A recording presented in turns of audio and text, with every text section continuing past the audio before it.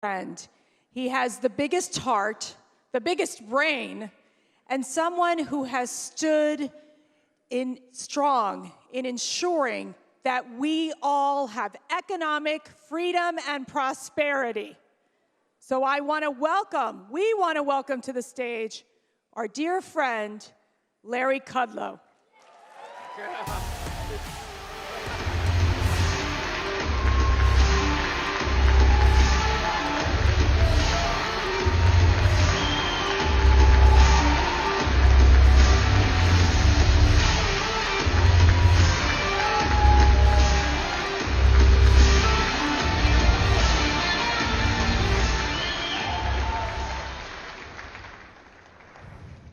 Thanks, everybody. That was wonderful, beautiful.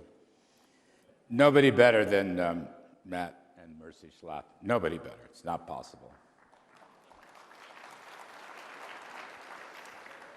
And I want to congratulate them for bringing CPAC down to Florida.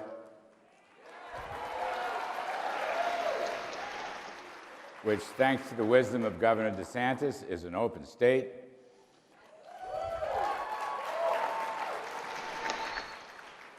And I think, Zoom is cool, all right? But it's not as good when you're talking about hearts and souls and minds, which is what we're talking about among conservatives these few days. So this was a brilliant stroke, and my hat's off to them. And to you. And to you.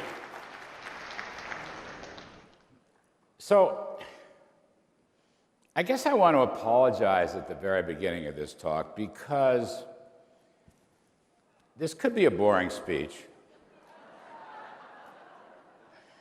It could be a boring speech because I want to make one very simple point this morning. That's all. I mean, the boss is going to speak this afternoon at 3:30.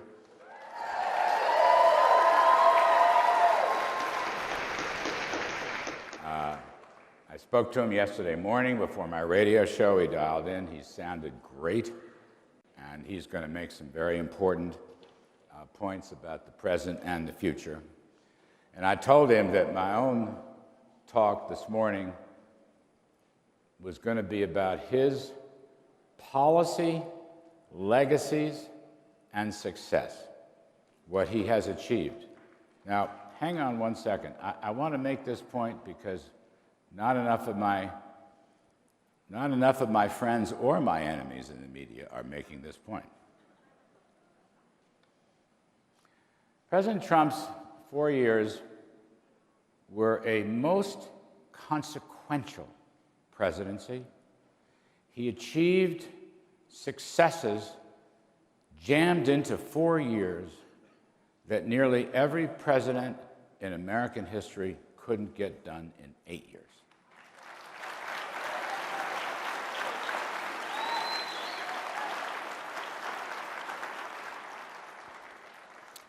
And in Washington,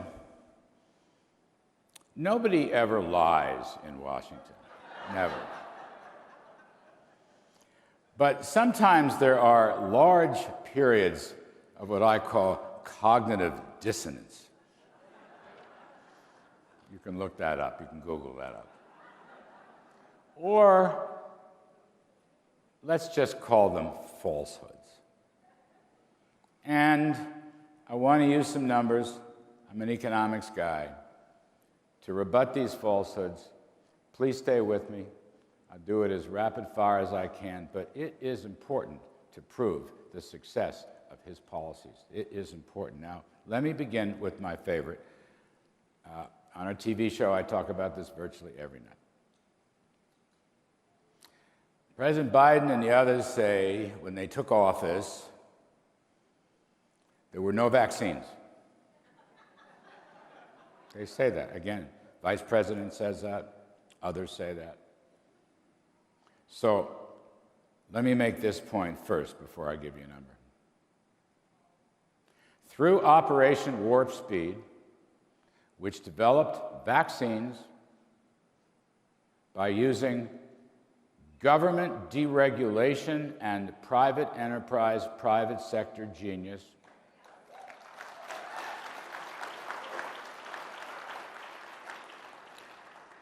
generated the most extraordinary medical scientific event probably in American history, and if not so, it'll be in the top 3.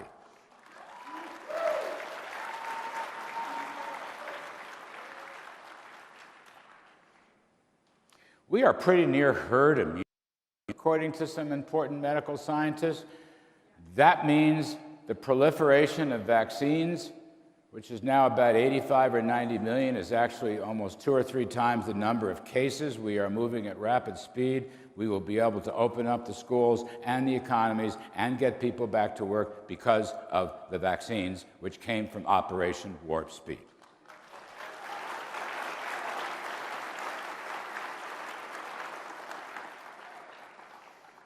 There's a wonderful number circulating. Earlier last week, President Biden had a newser and congratulated himself on 50 million vaccines. Okay, congrats, Mr. President. So I kind of did some back-of-the-envelope arithmetic, and I said, okay, 50 million. He's in office 37 days. That's 1.35 million vaccines per day. And then I remembered, thumbing back, wait a second, in the last few days before the inauguration of January 20th and on January 20th itself, President Trump left him with 1.3 million vaccines per day. Now, look, I am happy, but don't tell me there were no vaccines since we handed 1.3 million a day, and now it's 1.35 million a day. Please, don't say that. You're insulting American intelligence, and everybody knows it.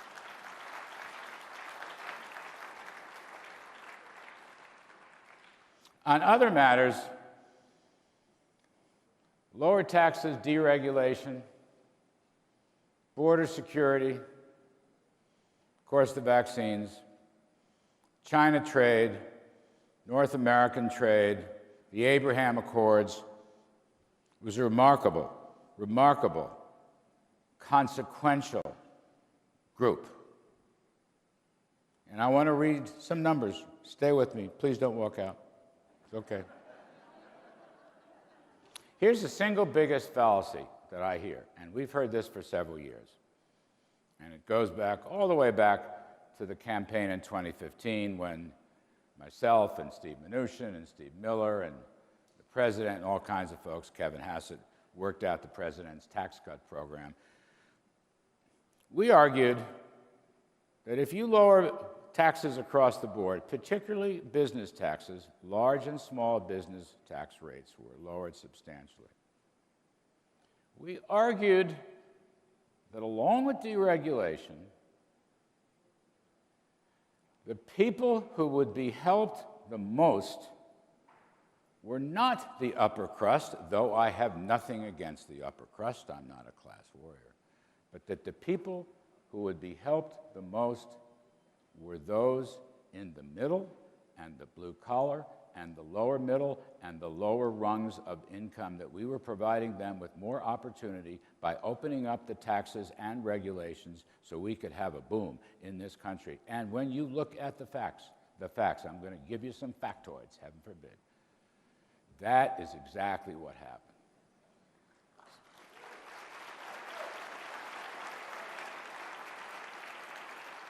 From data, statistics, from the Census Bureau and the Federal Reserve Consumer Finance Survey and the Bureau of Labor Statistics and the Bureau of Economic Analysis and Commerce, these are all bureaucracies, they're not political, the data are utterly, absolutely clear. Absolutely clear. Go back, for those of you who read Scripture from time to time, remember Matthew 25 when Lord Jesus says, "If you help the least among us, you help me." You help me.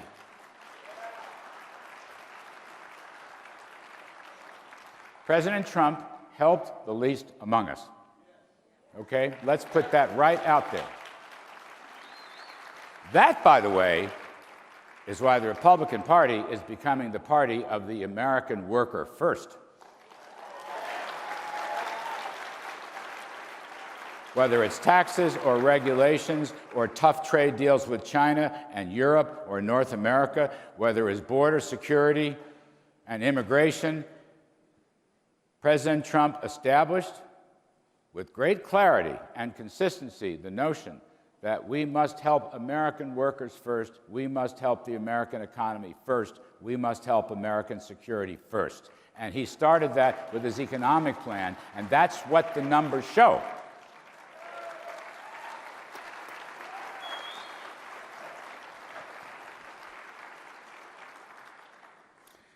So we inherited an economy that was on the cusp of recession in late 2016.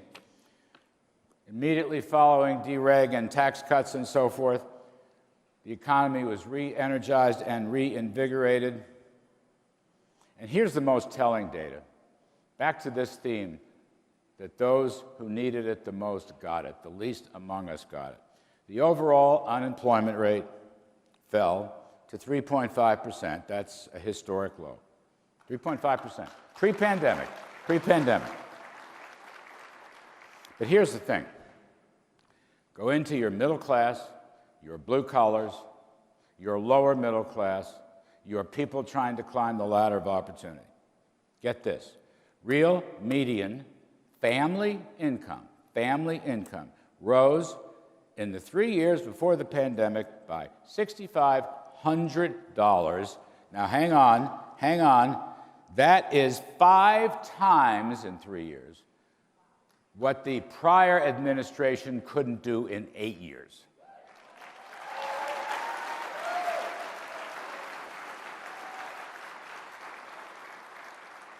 Tax cuts for the rich, tax cuts for the rich. That's all I hear. Well, you know, it's true what Matt said. I started with Reagan 40 years ago. They've always said that, tax cuts for the rich.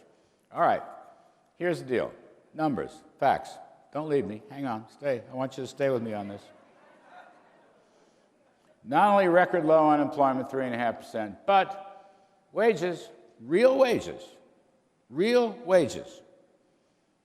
increased 10% among blue-collar and middle-class workers, plus 10% for 3 years. That's the biggest gain in about 50 years. And, hang on, it gets better. This is so much fun. Thank you for your numbers. I appreciate it. That's the middle income and the lower quintiles. The top 10%, they did okay, but it was only a 4% growth rate. The blue collars got a 10% growth rate. And if you go to the top 1%, they only had about a 3% growth rate. So who won? Everyone won. A rising tide lifts all boats, but it was the middle class, blue collar boom, who benefited the most, not the very rich.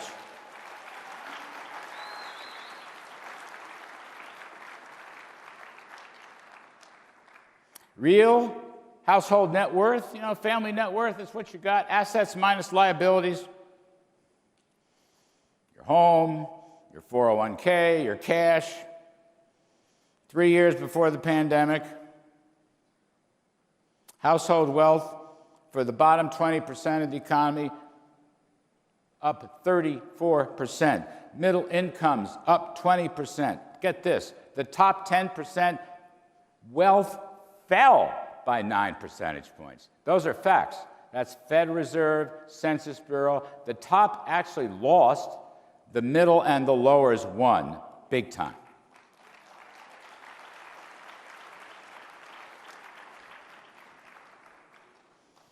3.5% unemployment rate. The biggest winners were African Americans, Hispanic Americans, Asian Americans, women, blue-collar workers with no more than a high school diploma. All of those groups had 50-year lows in unemployment. The total workforce in the United States grew to a record high of 160 million. These are unheard of numbers. These are unheard of numbers. And finally, poverty came down more than at any point in 60 years. Poverty.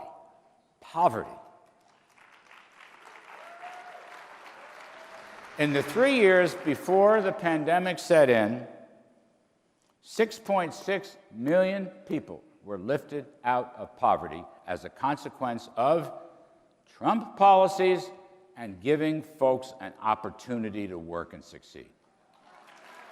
6.6 million. Child poverty fell by 2%, the most in 50 years. African American poverty fell by over 2%, the most in 50 years. Asian American poverty fell by 3%, the most in 50 years. These are not coincidences.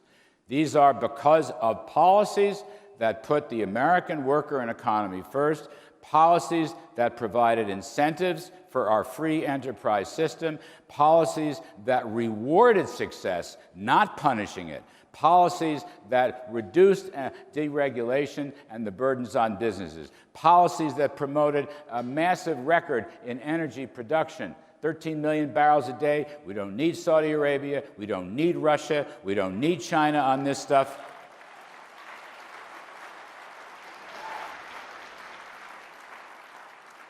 Policies that were so tough on China, the president was willing to put tariffs on them if they wouldn't come to the trade negotiating table. By the way, the Phase 1 trade deal is, I think, working, according to my dear friend, Ambassador Bob Lighthizer, but, you know, Reagan taught us trust but verify. Just in case the Chinese don't play ball this, there are still 365 billion tariffs on China, and we have stopped exporting sensitive, high technology semiconductors and the like.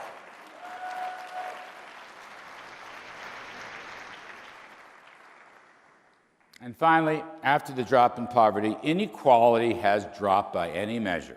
You can't have higher incomes, you can't have low unemployment, you can't have drops in poverty unless inequality narrows, and it did. It's a little in the weeds. Something called the Gini coefficient shows this. Other measures show this. I'm just putting it out there for you.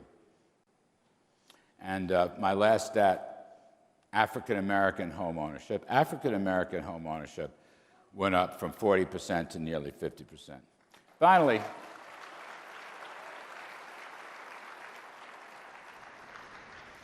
look, the pandemic, a tragedy, a once-in-a-100-year tragedy, plenty of hardship, plenty of heartbreak, no question. But let me make a few comments on that. I was interested last October. A Gallup poll said 56% of Americans believed at that time that they were better off than they were 4 years ago, despite the fact that they had been in the pandemic. They still believed that they were better off. That's a Trump thing. That's a Trump thing.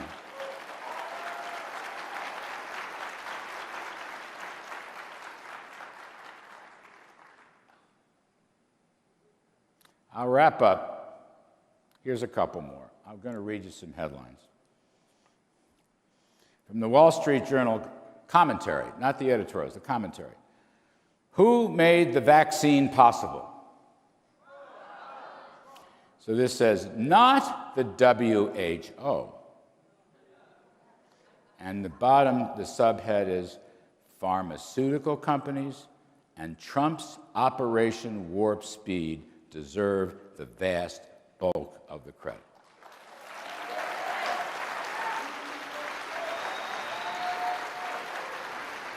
And this was written, the part of this I love the most, this was written by a Harvard political science professor, let me underscore that, Harvard political science professor, who was not a Trump supporter by any stretch, believe me. But he acknowledged who made the vaccine possible. Not the WHO, folks, but private sector pharmaceuticals exercising their genius and creativity and rewarded and backed financially and pushed through by deregulating the entire FDA structure by Donald Trump.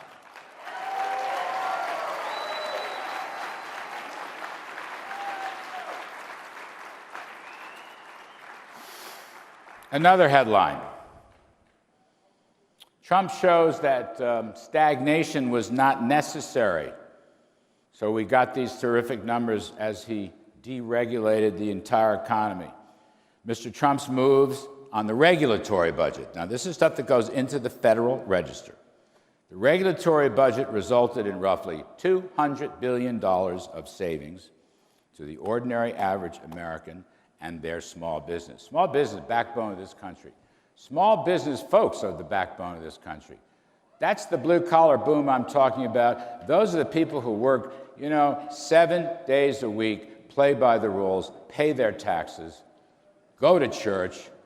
They're the backbone of the nation, and they flourished during the Trump years.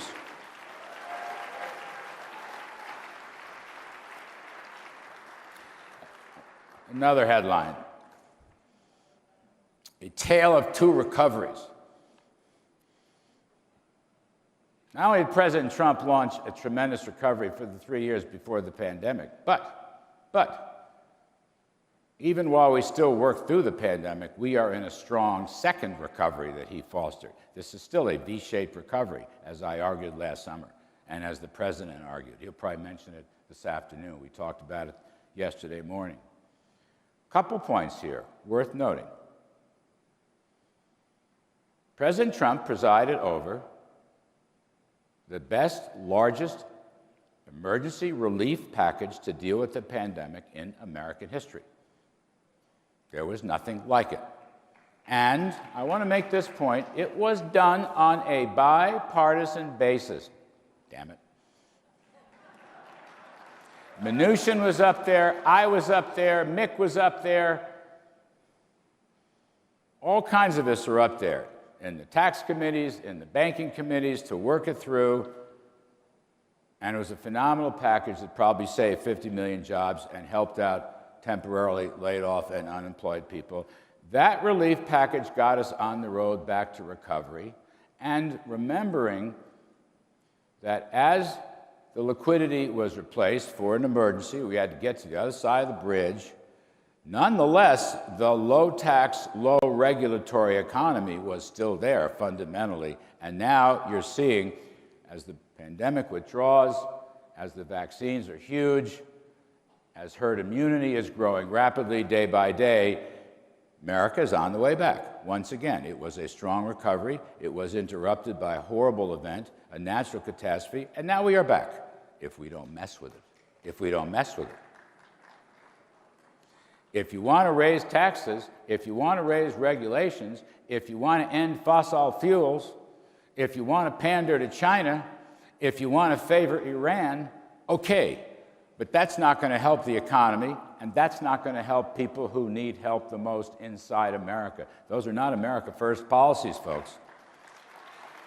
That's my biggest concern. That's my biggest concern. If you leave the economy to its own devices under current Trump policies, it will boom. But if you fiddle with it, if you start punishing success, if you make snide remarks, if you go back to far-left progressivism economic policies, which is the near cousin to socialism, then it won't work. It just won't work. And we have to understand that. Last one. This is one of my favorites. I know it's obscure. Stay with me on this. 5G. 5G. That's the internet hookup, broadband hookup. Makes all internet go faster. We'll be driving cars and doing medical operations and Lord knows what, literally at 5 times the speed of light or something like that. The National Economic Council, I was the coordinator, intergovernment coordinator for this, probably because nobody else wanted to do it. But it's very important. It's very important here at home. I want to get broadband connections to the exurbans and the rural people who haven't gotten it yet. It's very important for our industry, for our technology developments, and it's also very important to whip China. Okay? And I'll just say, this article, Trump cleaned up 5G. Under his administration, we deployed 428 5G operations in 375 cities.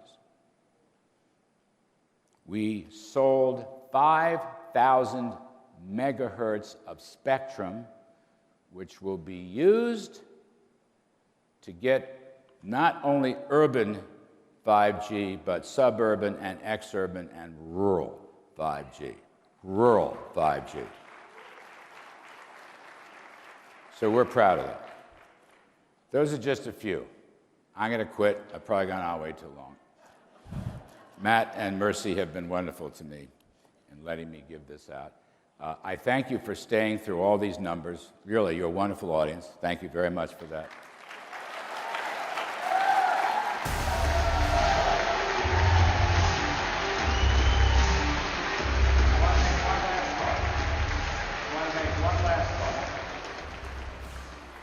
These policies of growth and security and America first,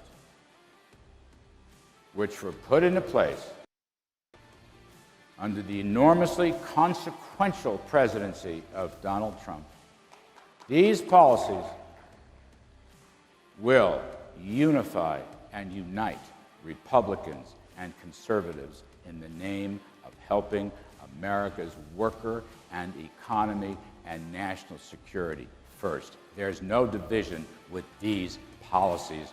I went from Reagan to Trump. The policies are similar, only more so. And that's why we should rally as conservatives and follow through on the remarkable achievements of former President Trump. That's what I have to say.